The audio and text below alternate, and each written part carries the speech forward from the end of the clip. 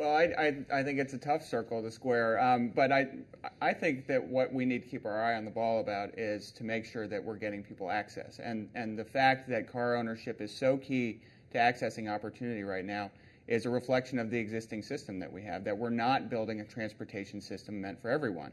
It goes back to the point you made earlier that really if you aren't driving a car, we're not building a transportation system for you. And we have to move into the 21st century, understand the fact that, look, not everyone is going to have a car, no matter what policies we implement. We have to allow everyone and enable everyone to participate in the community, to participate in the economy in a meaningful way. It's not only an equity and fairness issue, it's an economic issue. If you have people who can't get to jobs, particularly in this economy, it's going to put a drain on other resources. So it's an issue we have to address, but I think we need to look at the whole transportation system and think about different ways to provide that kind of access. For some people, it's going to be a car, but we also have to remember those are basically expensive assets that start with some high value and go to zero. So in terms of a wealth-building strategy, we need other ways as well. When I was living in a largely Mexican and Puerto Rican neighborhood in Chicago, in the early morning, there were these ancient beater station wagons plying the streets because there were a group of men, it was mostly men, often related to each other or from the same hometown back in the old country, who combed a network of streets, maybe 10, 15 blocks, filled the car with 6 or 7 guys, and headed to a factory in the suburbs. There was no other way to get there. And isn't our transportation system a little inflexible? Yes, you can't have a train directly from the barrio to the factory gate, but there's nothing in between the private automobile and the train line. Joshua? Well, yeah, I mean, it's entirely inflexible because we've been thinking about transportation as isolated modes and as something unto itself. Transportation is not an end unto itself. It interacts with land use. It interacts with the rest of society. It has economic purposes.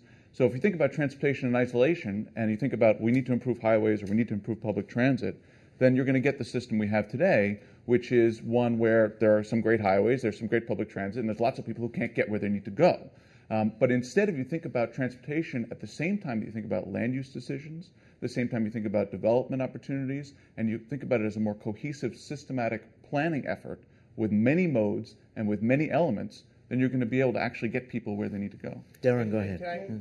Well, what I was going to say is that Joshua's absolutely right, and in the nearer term, there's also, I think, an opportunity to provide more services between the private auto and gold-plated rail service, and we don't have a lot of those in the United States. You could have more jitneys, for example, which are small shuttles that are available in other nations around the world.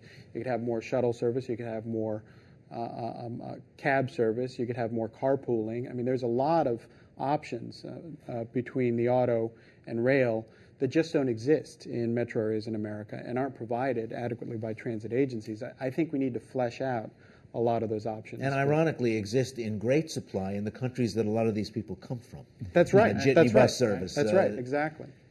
Fairly low cost and very flexible as far as routing and... Demand responsive is the term that people use for what we need to do with transit. So, yeah. Jeff, go ahead. Yeah, I just wanted to add, just an example of what I think Joshua is talking about. In Pennsylvania, they started to think a little more broadly about this, and they had a number of neighborhoods where they essentially had food deserts, places where there isn't access to good quality, high quality foods, grocery stores.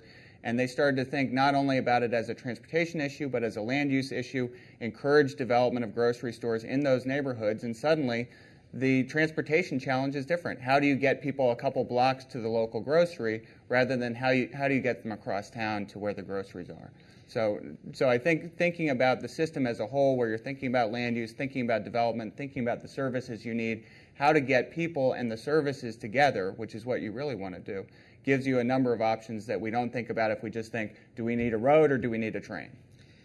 An urban planner I was interviewing said to me, look, there's good news and there's bad news. The bad news is people can get used to anything.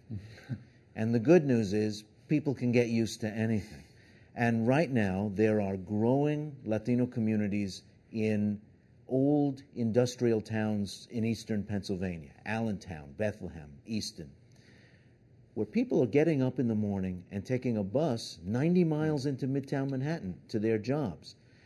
There is a transportation system that is meeting their needs, but you might say it's a crazy need to commute 180 miles a day in order to get secure housing and decent school system.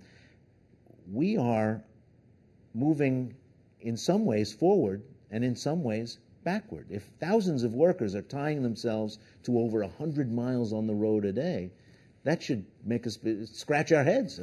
Well, people make choices based on the options presented to them. And what we've done from a policy perspective in this country is we have tremendously underpriced vehicle travel.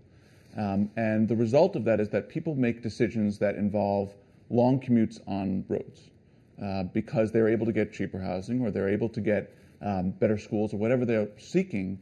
They trade off this long commute. And the problem with that is that there are many negative impacts to those decisions, as I think you've pointed out.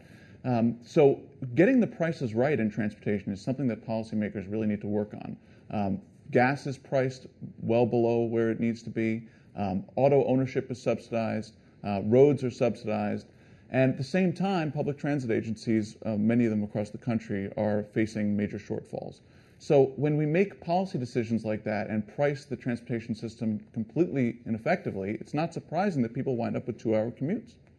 Well, just so I finish the task of making you guys the most popular guys in America, Joshua just said gas is too cheap. Let me just check. Geoff, gas too cheap?